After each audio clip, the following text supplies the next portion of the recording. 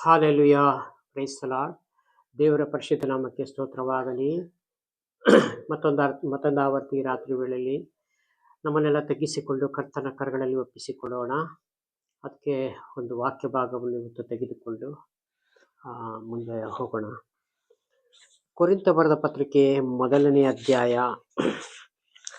ಅದರಲ್ಲಿ 10ನೇ ವಚನದಿಂದ ತೆಗೆದುಕೊಳ್ಳೋಣ. ಸಹೋದರರೇ, ನಿಮ್ಮೆಲ್ಲರ ಮಾತು ಒಂದೇ ಆಗಿರಬೇಕು, ನಿಮ್ಮಲ್ಲಿ ಭೇದಗಳು ಇರಬಾರದು. ಹಾಲೆಲುಯಾ. ಪೌಲನು ಕೊರಿಂಥದವರಿಗೆ ಈ ಮುಖಾಂತರ ತಿಳಿಸುವುದೇನೆಂದರೆ, ಸಹೋದರರೇ, ನೀವೆಲ್ಲರೂ ಒಂದೇ ಆಗಿರಬೇಕು. ಯಾಕೆಂದ್ರೆ ಪರಲೋಕದಲ್ಲಿರುವ ತಂದೆ ಒಬ್ಬನೇ ಆಗಿದ್ದಾನೆ. ಅವರ ಮಕ್ಕಳೆನ್ನಿಸಿಕೊಂಡವರು ನಿಮ್ಮಲ್ಲಿ ಭೇದ ಇರಬಾರದು. ಹಾಲೆಲುಯಾ. ಇವತ್ತು ಲೋಕದಲ್ಲಿ ಏನಾಗ್ತಾ ಇದೆ? ಅಣ್ಣನ ಕಂಡ್ರೆ ತಮ್ಮನಿಗಾಗಲ್ಲ, ತಮ್ಮನ ಕಂಡ್ರೆ ಮತ್ತೊಬ್ಬನಿಗಾಗುವುದಿಲ್ಲ. ಅಕ್ಕ ತಂಗಿಯವರು ಭೇದ ಮಾಡ್ತಾರೆ, ತಂದೆ ತಾಯಿಗಳು ಭೇದ ಮಾಡ್ತಾರೆ. ಈ ಲೋಕದಲ್ಲಿ ಏನಾಗಿದೆ ಅಂತಂದ್ರೆ, ದೇವರ ವಾಕ್ಯವನ್ನು ಬಿಟ್ಟು, ಹಾಲೆಲುಯಾ, ಇವರು ಮನುಷ್ಯರು ಕಲ್ಪಿಸಿಕೊಂಡಿದ್ದ ರೀತಿಯೇ ಬದುಕುತ್ತಾ ಇದ್ದಾರೆ ಪ್ರಿಯರೇ. ಹಾಲೆಲುಯಾ. ಹಾಗಾಗಿ ಈ ರೀತಿಯಾಗಿ ದೇವರು ಎಲ್ಲೂ ಹೇಳಿಲ್ಲ, ಕ್ರಿಸ್ತರಿಗೆ ಮಾತ್ರ ಹೇಳಿಲ್ಲ ಪ್ರಿಯರೇ. ಇಡೀ ಲೋಕದ ಜನರಿಗೆ, ಪ್ರತಿಯೊಬ್ಬರಿಗೂ ದೇವರು ಈ ತರ ಮಾತನಾಡಿದ್ದಾರೆ ಪ್ರಿಯರೇ. ಹಾಲೆಲುಯಾ.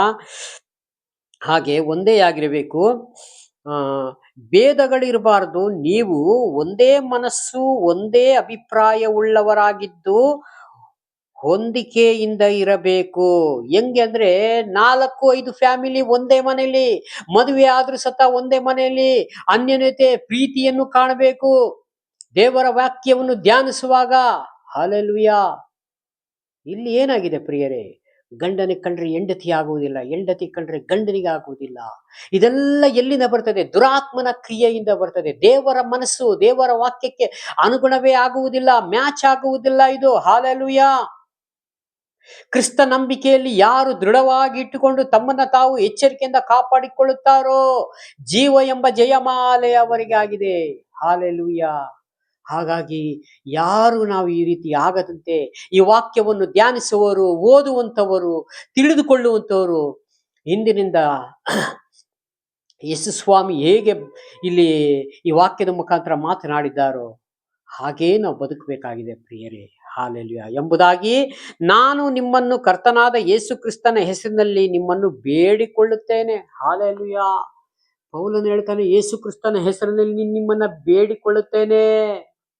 ನೀವು ಯೇಸು ಸ್ವಾಮಿ ಮಾತುಗಳನ್ನ ಕೇಳದೆ ಹೋದರೆ ನ್ಯಾಯ ವಿಚಾರಣೆಗೆ ಗುರಿಯಾಗುವಿರಿ. ಹಾಲೆಲುಯಾ.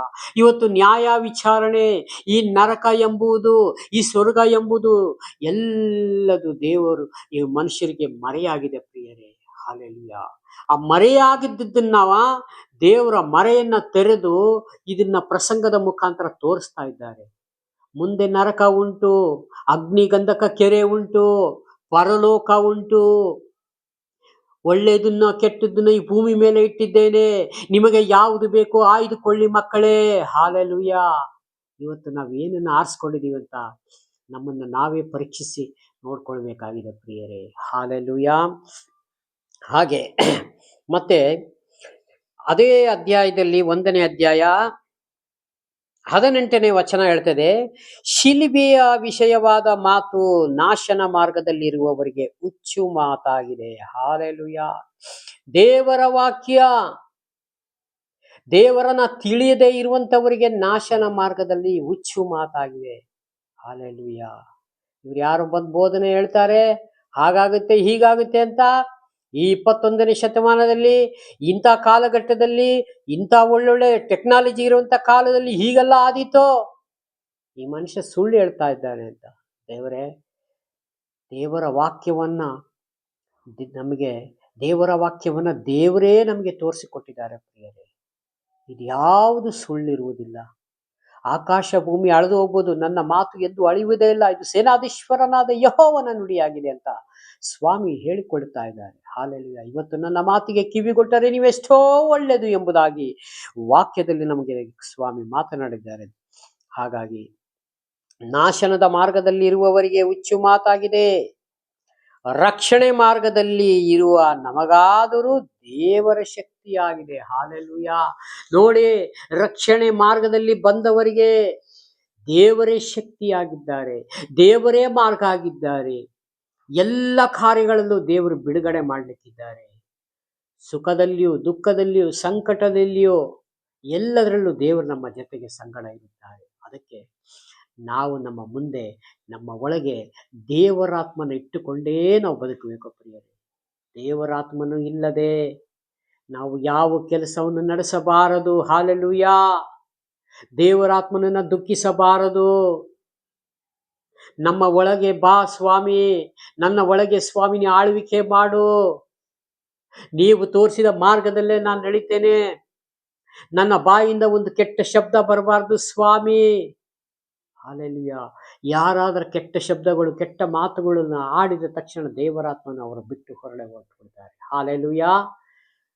ಹಾಗೆ ಈ ವಾಕ್ಯ ಕೊಟ್ಟಿದ್ದಕ್ಕಾಗಿ ಇನ್ನೂ ಹೆಚ್ಚಾಗಿ ವಾಕ್ಯಗಳಿದೆ, ಸಮಯದ ಕಾರಣ ಇಲ್ಲಿಗೆ ಮುಕ್ತಾಯ ಮಾಡೋಣ. ಕಣ್ಮುಚ್ಚಿ ಒಂದು ಪ್ರಾರ್ಥನೆ ಮಾಡಿಕೊಳ್ಳೋಣ. ಪ್ರೀತಿ ಸ್ವರೂಪನಾದ ದೇವರೇ ಯೇಸು ಸ್ವಾಮಿ, ನಿಮಗೆ ಮಹಿಮೆಯಾಗಲಿ. ಸ್ತುತಿಗಳ ಮಧ್ಯೆ ವಾಸ ಮಾಡುವ ದೇವರೇ, ಈ ಕರ್ತನೆ ಸಂಧ್ಯಾ ವೇಳೆಯಲ್ಲಿ ಕೊಟ್ಟಂತ ವಾಕ್ಯಕ್ಕಾಗಿ ನಿಮಗೆ ಸ್ತೋತ್ರ ಮಾಡುತ್ತೀನಿ. ಎಡಕ್ಕಾಗಲಿ ಬಲಕ್ಕಾಗಲಿ ತಿರುಗದಂತೆ ನಿಮ್ಮ ಕೃಪೆ, ನಿಮ್ಮ ಸಾನ್ನಿಧ್ಯ, ನಿಮ್ಮ ಹಸ್ತ ನಮ್ಮ ಮೇಲೆ ಕರ್ತನೆ ವಿಡಿಯೋ ಮುಖಾಂತರ ನೋಡುತ್ತಾ ಪ್ರತಿಯೊಂದು ಸಹೋದರ ಸಹೋದರಿ ಮೇಲೆ ಪ್ರಾರ್ಥಿಸ್ತೇನೆ. ಕರ್ತನೆ, ಯಾರ್ಯಾರು ಕಷ್ಟ ದುಃಖ ರೋಗ ಸಮಸ್ಯೆಗಳಿದ್ದಾರೋ ಅವರೆಲ್ಲರಿಗೂ ಸ್ವಾಮಿ ಬಿಡುಗಡೆ ಮಾಡು. ಯೇಸುವಿನ ನಾಮದಲ್ಲಿ ಪ್ರಾರ್ಥನೆ ಮುಖಾಂತರ ಬೇಡಿ ಓದುತ್ತೇನೆ, ಜೀವವುಳ್ಳ ಪರಲೋಕದ ತಂದೆ, ಆಮೇಲೆ.